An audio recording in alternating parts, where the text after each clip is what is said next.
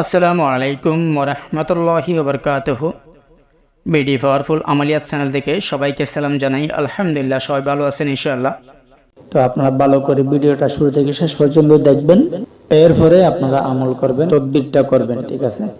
আর ভিডিওটা শুরু থেকে শেষ পর্যন্ত যারা দেখবেন না দেখে যদি কোনো প্রশ্ন করেন, আমি কোনো প্রশ্নের উত্তর দেব না, কারণ আমি এখানে সম্পূর্ণ সবকিছু নিয়ম কারণ সবকিছু আমি এখানে ভিডিওতে বলে দিই।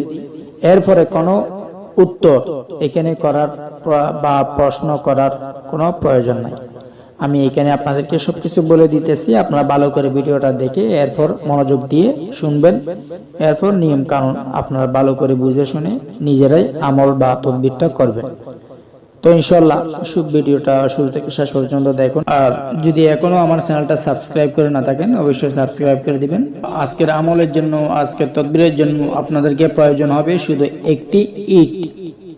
সেই ইট যেই যত বড় হোক না কেন বা যেই রকম হোক না কেন, সেই ইটটা যেন ফাঁকার মতো হতে হবে। যেমন আমরা স্বাভাবিক যে ইটগুলো ব্যবহার করি না, সেরকম একটা ইট নিলেই হবে। সেই ইট যেই রকম হোক সমস্যা নেই, শুধু যে ইটের মধ্যে যে পিছনে যেটা প্লেন অর্থাৎ সমান যেটা আছে সেটা যেন প্লেন থাকতে হবে, অর্থাৎ নকশা যেন লিখতে পারেন, সেভাবে আপনারা একটা ইট নিয়ে নিবেন। প্লেন অর্থাৎ সমান আছে, সেই সমানের উপর আপনারা এই নকশাটা স্ক্রিনে দেখতে পারতেছেন, সেই নকশাটা অঙ্কন করে দিবেন। তো এই নকশাটা লিখার পর ইটের উপর লিখবেন।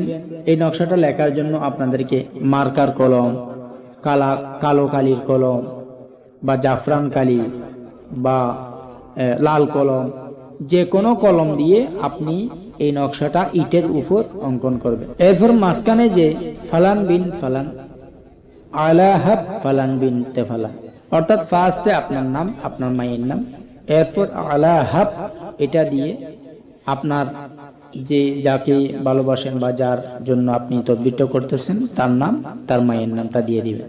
তো নকশা লিখার পর, নামটা দেওয়ার পর, কমপ্লিট হওয়ার পর আপনি এই ইটটা নিয়ে যেখানে চুলা আছে সেই চুলাতে চলে যাবেন, অর্থাৎ যেখানে গ্যাসে আপনারা ভাত রান্না করেন বা লাকড়ির চুলো হোক, গ্যাসের চুলো হোক, যেটাই হোক না কেন সেখানে চলে যাবেন। চলে যাওয়ার পর আপনি ওই চুলাটা জ্বালাবেন, মানে একদম ভালো করে জ্বালাবেন। জ্বালানোর আগে তো অবশ্যই আপনাকে এই ইটটা যেদিকে নকশা লিখছেন, যেদিকে অঙ্কন করছেন, সেই দিকটা যে আগুন লাগে মতো সেভাবে করে আপনারা ওই চুলার উপর করে দিয়ে রাখবেন। যেমন করে আপনারা ভাত রান্না করেন বা তরকারি পাকান, তো সেরকম করে আপনারা ইটটা ওই চুলার উপরে দিয়ে রাখবেন। ওই যে নকশা যেদিকে লিখছেন সেদিকে যেন আগুনের তাপ লাগে। তো ভালো করে দিয়ে এভাবে করে দিয়ে আপনারা আগুন জ্বালা দিবেন চুলাতে।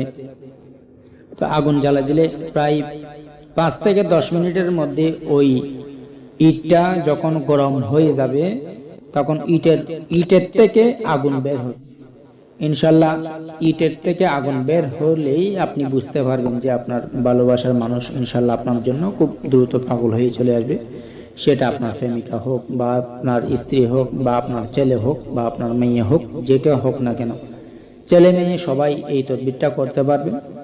ভিডিওটা যদি এখনো ভালো করে বুঝতে না পারেন, অবশ্যই শুরু থেকে শেষ পর্যন্ত দেখে এরপর আপনারা আমলটা করবেন, তদবিরটা করবেন। ভিডিও না দেখে কোনো প্রশ্নের উত্তর খুঁজলে আমি কোনো প্রশ্নের উত্তর দেব না, কারণ আমি ভিডিওতে সম্পূর্ণ সব কথা বলে দিই, শুধু আপনারা অনুমতি নেওয়ার জন্য। তো যেই ভিডিওটা দেখবেন বা যে আমলটা বা যে তদবিরটা করবেন সেটার একটা স্ক্রিনশট পাঠাবেন আমি অবশ্যই। এবং এই তদবিরটা করার জন্য যে কোনো শনিবার বা মঙ্গলবার সকাল 8টার পর আপনি এই কাজটা করবেন। ইনশাল্লাহ অবশ্যই কাজ হবে, আপনারা সঠিকভাবে যদি কাজ করেন, ঠিক আছে? তো ভিডিওটা যদি এখনো দেখতে না পারেন, অবশ্যই শুরু থেকে শেষ পর্যন্ত দেখেন, এরপর আপনার তদবিরটা করবেন ইনশাল্লাহ। তো ভালো থাকুন। আসসালামু আলাইকুম ওয়া রাহমাতুল্লাহি ওয়া বারাকাতুহু। জাযাকাল্লাহ। اللهم ارحمني برحمتك يا